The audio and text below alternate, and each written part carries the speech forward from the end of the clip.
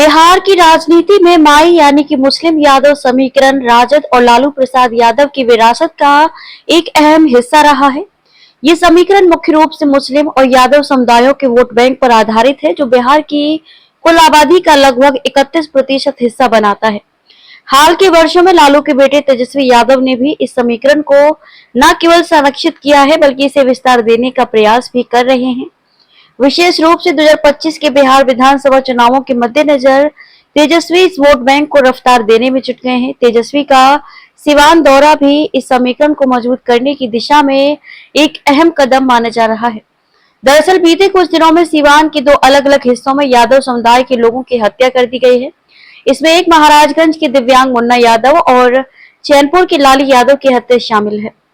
अब तेजस्वी यादव ने इन दोनों परिवार के परिजनों से मुलाकात की है। तेजस्वी यादव के इस दौरे को यादव वोट बैंक से जोड़कर देखा जा रहा है, क्योंकि ये सच है कि शहाबुद्दीन के बेटे ओसामा शहाब ने जब से राजद का झंडा उठाया है, तब से सिवान में मुसलमान वोट बैंक एकजुट होता नजर आ रहा है। राजनीति के बड़े बड़े जानकार मानते हैं कि ओसामा शहाब अपने दम पर सिवान के मुसलमान वोट बैंक को राजद की झोली में डलवा सकते हैं। खासतौर पर युवाओं में ओसामा शहाब को लेकर जबरदस्त क्रेज नजर आ रहा है। वहीं यादव वोट बैंक के बिखराव की आशंका अब भी बनी हुई है। यादव वोट बैंक समय समय पर गुलाटी मारता रहा है। ज्यादातर समय ये वोट बैंक राजद के साथ रहा है, लेकिन कई बार एनडीए को भी सपोर्ट किया है। यही वजह है कि सिवान सदर से 2020 के विधानसभा चुनाव में भी राजद के सबसे बड़े नेता अवध बिहारी चौधरी को जीत के लिए संघर्ष करना पड़ा। अवध बिहारी के खिलाफ तब बीजेपी के ओम प्रकाश यादव चुनाव लड़ रहे थे। कहने का मतलब है कि सिवान का यादव वोट बैंक विकल्प आधारित राजनीति को भी इग्नोर नहीं करता है। यही पैटर्न 2025 के भी चुनाव में रहा तो राजद के माई समीकरण को झटका लग सकता है। यही वजह है कि राजद के शीर्ष नेता तेजस्वी यादव ने सिवान का दौरा कर यादव परिवार के जख्मों पर मरहम लगाने का काम किया है।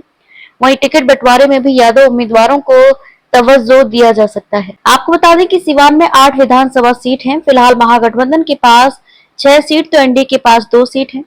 सिवान की किसी भी सीट से 2020 में जेडीयू का खाता नहीं खुल सका था। बहरहाल तेजस्वी यादव का सिवान में आगमन माई समीकरण को मजबूत करने का एक सशक्त प्रयास है, जो 2025 चुनावों में महागठबंधन की सफलता की कुंजी हो सकता है। सिवान जैसे जिले में डॉलर इकोनॉमी वाले युवाओं और माई वोटर्स को साधना तेजस्वी की रणनीति का केंद्र है। माई बहन मान योजना से महिलाओं को जोड़ना और अखिलेश राहुल के साथ गठबंधन माई समीकरण को विस्तार देगा। हालांकि प्रशांत किशोर जैसे विरोधियों की चुनौतियां बरकरार हैं। कुल मिलाकर यह कदम बिहार की राजनीति को नया मोड़ दे सकता है। ये हम इसलिए कह रहे हैं क्योंकि राजद का पुराना समीकरण नया रूप ले रहा है। बिहार चुनाव 2025 में तेजस्वी की ये यात्रा निर्णायक साबित हो सकती है। वहीं ओसामा शहाब इस समीकरण के सबसे बड़े वाहक यानी कि मुसलमानों के बड़े नेता के तौर पर उभर सकते हैं। राजनीति के जानकार मानते हैं कि 2025 बिहार चुनावों में ओसामा शहाब मुस्लिम वोट बैंक को आरजेडी के पक्ष में मोड़ने का हथियार साबित हो सकते हैं। सिवान में उनकी सक्रियता तेजस्वी को सीएम बनाने का संकल्प ले रही है। ओसामा को रघुनाथपुर से टिकट मिलना भी माई समीकरण को पुनर्जीवित करेगा। राजनीतिक विश्लेषकों का मानना है कि ओसामा की एंट्री से आरजेडी का मुस्लिम समर्थन 80% से ऊपर रह सकता है, लेकिन रईस खान जैसे चेहरे इसमें थोड़ा बहुत सेंध लगा सकते हैं। आपको बता दें कि रईस खान लोजपा के नेता के तौर पर पहचान बना रहे हैं।